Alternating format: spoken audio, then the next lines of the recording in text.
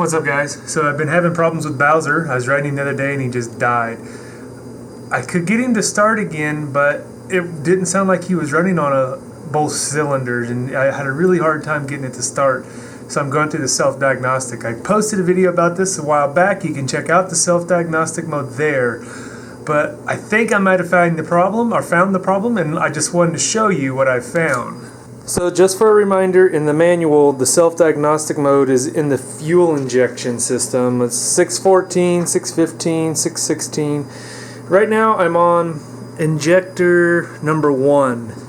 So we're on DI 36, and the instructions tell you to turn off the kill switch, turn it back on, and you should hear the injector actuate 5 times while there's a light blinking here. So we're going to do that. So there's off, back on.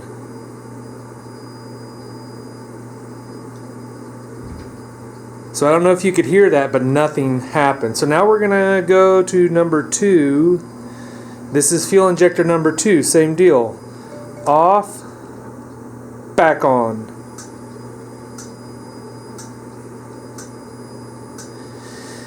So you maybe could hear that tick, tick, tick as the light was flashing.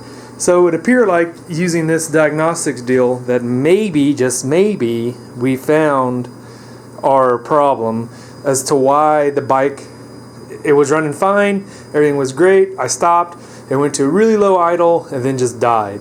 So I'm going to finish going through the rest of the diagnostics mode. If I find anything else out, we'll go from there. Now that I went through everything and no other weird things happened during the troubleshooting, so we're going to replace injector number 1, which is the rear cylinder. Here's a spare injector. It's kind of hard to read that, probably won't focus. CDH275, that is the injector number. You can buy them on Amazon 4 at a time for some kind of a Mitsubishi outboard motor, and they're like $40 for all 4 of them. If you try to buy them from Yamaha, they're quite a bit more expensive. So I'll get started first by taking off this plate here that I made. Injectors are down here. So next, to get to the fuel injectors, you got on your throttle bodies, there's a set screw and a set screw here. They're just hose clamps that tighten down. And then after you're done, I find it's easier to start on the front of the bike, and you can pop that throttle body loose. Then you come back here and you can pop this throttle body loose. So after the throttle bodies are off, you still got to get your throttle body boots off because your injector set's here. So your fuel pressure regulator, mine is up underneath the frame rail, runs down and connects to the rear cylinder first. That's cylinder 1 according to the manual. And then from here there's a bolt, and it tees off and goes over to cylinder 2, the front cylinder. I think I can take off this bolt, and that'll get this throttle body loose. After you take, you got to take those 2 screws out that hold it in. I'll show you guys what I just found. I should have checked this first. Ugh. So I was getting the throttle body boot off, and I forgot that the injector has a plug in it. I never unplugged it. But as I'm pulling it out, this is what I found. I don't know if you can see that, but the fuel injector looks like it was never plugged in. So I'm going to end up putting this back together and plugging it in and going through the self-diagnostic again, because that probably is my problem, and the fuel injector may not actually be bad. But just so you know, that is your fuel injector. It's on the bottom side of that throttle body boot when it sets down in there. To get it out, there's 2 screws on either side, and all that'll pull out. So here is the connector that was loose. Well, I think is the problem. And I can see why it was loose, because it is such a pain to get in there and plug it in and unplug it.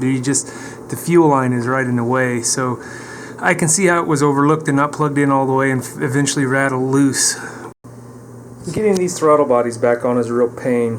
What I find is best is to spray WD-40 on the boots on both sides, and then get this throttle body seated first. And when you push it down, you'll feel it click and seat. Then try to get this throttle body seated, and once you get that one seated, go back and check this one, because it'll tend to unseat. And you do that a couple times, and finally you can get it to go. Back together, back in diagnostic mode on number 36 again, which was the This here throttle body, the injector, was not pulsing before. Let's listen now. Off.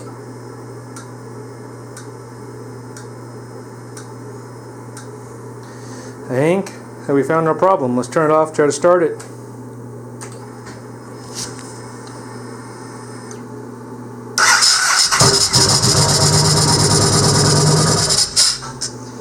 Yeah, I think we found our problem. Why it wasn't running on one cylinder, wasn't getting no fuel because the injector came unplugged. So remember, if you're ever in that situation and you think you have a bad injector, check the stupid electrical plugs first. Don't be like me. Well, anyways, maybe you guys learned something. If you ever have to change an injector, you can figure it out now. Have a good one.